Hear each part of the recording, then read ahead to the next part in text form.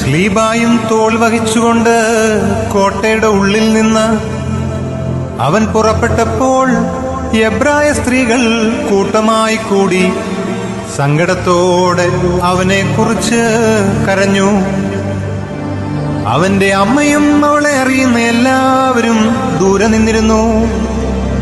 എന്റെ മകനെ, എന്റെ വാത്സല്യഭാജനമേ, നീ എവിടേക്ക് പോകുന്നു? ഇവർ നിന്നെ എങ്ങോട്ട് കൂട്ടിക്കൊണ്ടുപോകുന്നു? ദുഷ്ടജനത്തിന്റെ കയ്യിൽ എന്തിനു നീ സ്വയം ഏൽപ്പിച്ചു കൊടുത്തു? എന്റെ മകനെ, എനിക്ക് കഷ്ടം. ഇന്ന് നിനക്കെന്ത് സംഭവിച്ചു എന്ന് വലിയ ദുഃഖത്തോടെ അവളൊരു പ്രാവിനെ പോലെ കുറുകി കരയുവാൻ തുടങ്ങി.